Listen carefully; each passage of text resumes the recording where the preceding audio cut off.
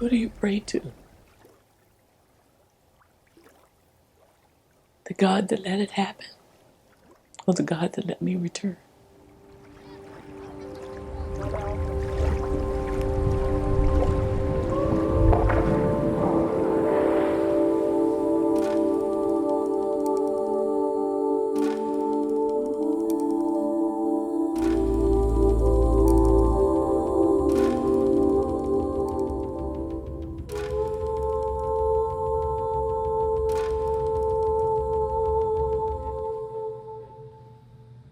So, and this one is one of my favorites.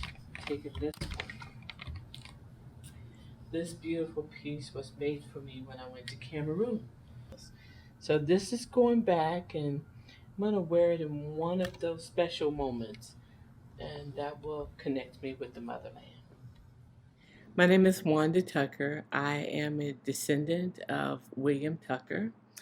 A number of years ago, we became keenly aware of our family's history in the larger landscape of America's history, and embracing the narrative that we are descendants of Isabella, Anthony, and William, and who took on the surname Tucker, who arrived in 1619, in August of 1619.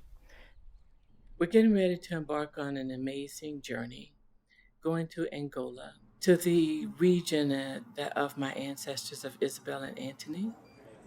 Not sure what I'm going to feel, but what I'm feeling now, along with the excitement, is the wonder to bridge the gap between 1619 and here we are in 2019, almost 400 years. And we can't close all of the gaps, but slowly but surely closing the gap between what happened then and connecting the journey to who we are now as a people, as a family. That 400-year connection is my family's story, but it's also the story of millions of Americans, African Americans here in the U.S. Happy birthday, dear Mama. Happy birthday to you.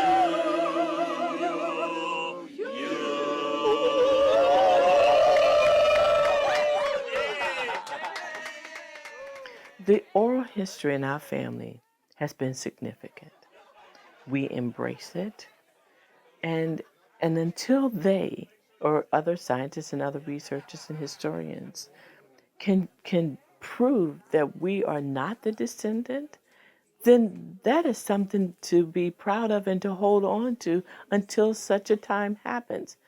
And so whether it's true or not, until they prove otherwise, I'm going to embrace that narrative. But I am here because someone else was here and someone else survived. That is evident.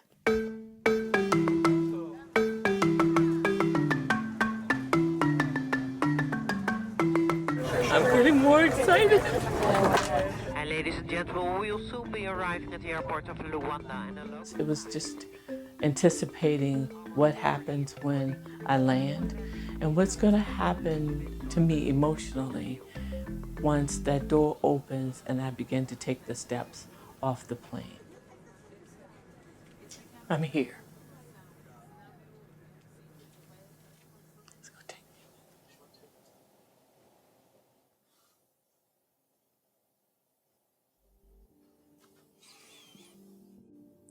Stepping on this soil that has history, that has meaning, chosen by my ancestors to be here. And yet that alone feeling away from family, and I'm here where family began. I hope that at some point my ancestors can speak to me in a way that reminds me of their strength, of their courage. So y'all are gonna keep hugging me so that I don't have to keep going through that, right?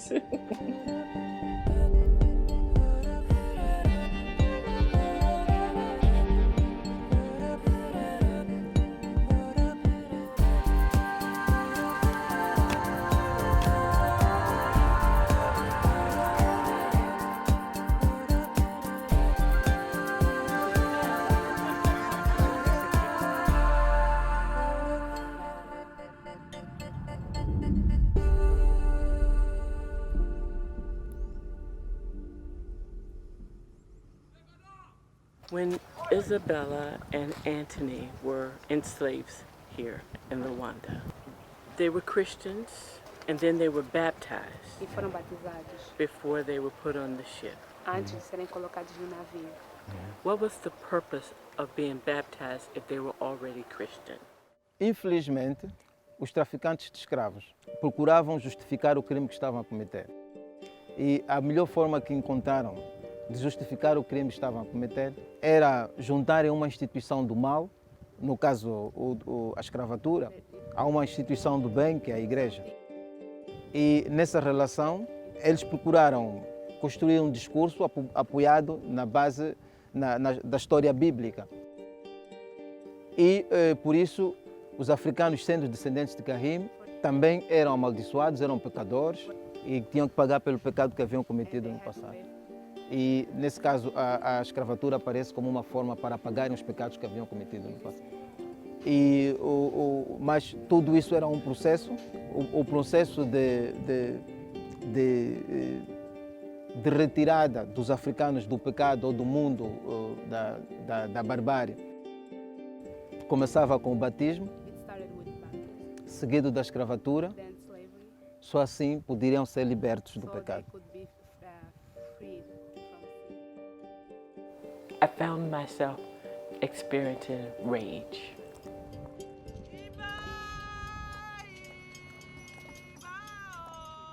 How the Catholic Church dominated them, brainwashed them in a way to believe that they alone could save them, and yet they were tricked, I feel, into believing that this was their way to God, to heaven. There have been many moments where I felt a bit of a sucker punch when people have those views about Africans, that they deserved it. It's a part of our current political climate, the rhetoric. What gives those people rights to make those kind of statements about other human beings? That mentality is one that causes me anger because we still see it evident in today's society. That enrages me. Conhecida pelo espírito de resistência e heroísmo dos seus antepassados, é berço de figuras incontornáveis da luta contra a ocupação colonial, como Angola Quiloange e Ngingambande. We arrived in MALANJE last night after a long drive over a very bumpy road. We continued and met the next administrator to KALANDULA. We talked about the history of the people coming to the falls for spiritual renewal over the years, and this has been increasing as people are touring MALANJE.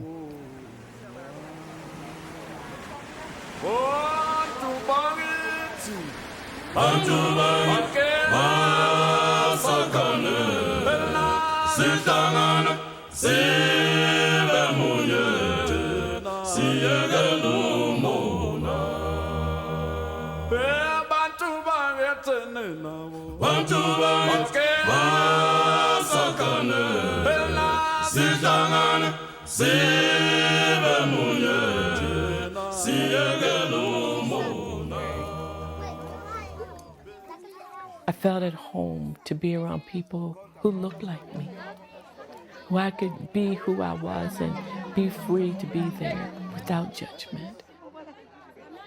They started that music going, and those young people jumped up and started dancing.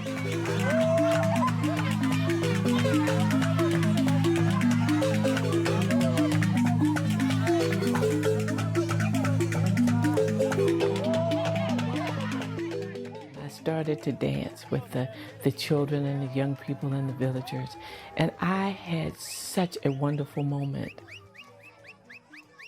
I felt free.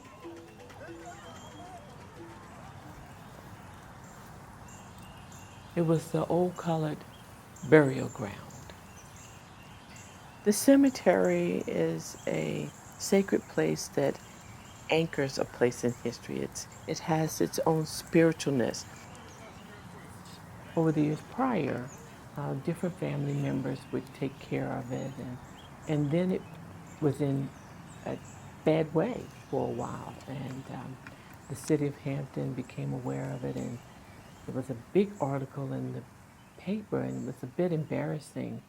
And as a result of that, our family came together to take ownership and responsibility for the upkeep and the beautification of the cemetery, cleaning out the brush and the trees and the leaves, and making it so that when people visit the cemetery now, it's a calming presence there. And we're very proud of the work that we've done.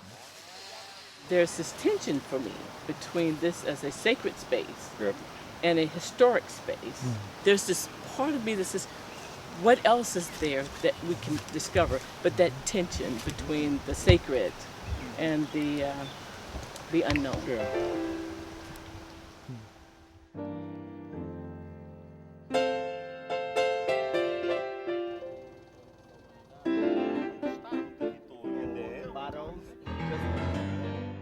MASSANGANO, the fortress. I'd heard a little bit about it, that there was a slave garden there. It's tough to look at that river from that position and to imagine how this process happened. They were baptized under this large cross. They were branded. They were bound.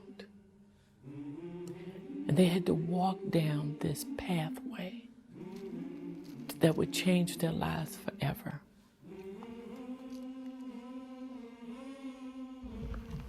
This is the pathway that my ancestors walked. They walked this path to a new destiny that they had no idea about, under the influences of the Christian church, that they were a part of the good kingdom, and yet they were walking to a place of hell. And that is so conflicting as I think about Isabella and Anthony taking this last journey of freedom in this homeland, that they get to walk this land. This is the last pathway for them. I walked the path.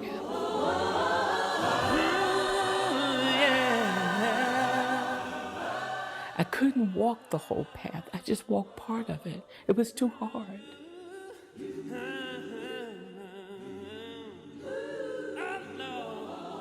Who do you pray to?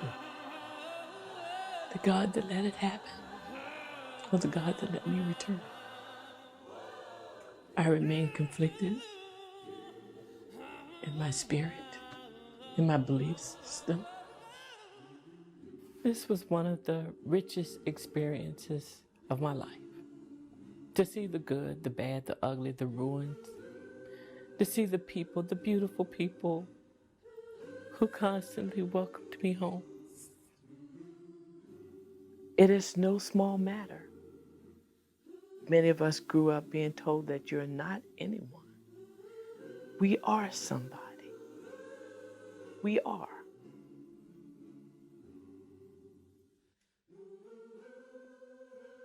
And to not forget that.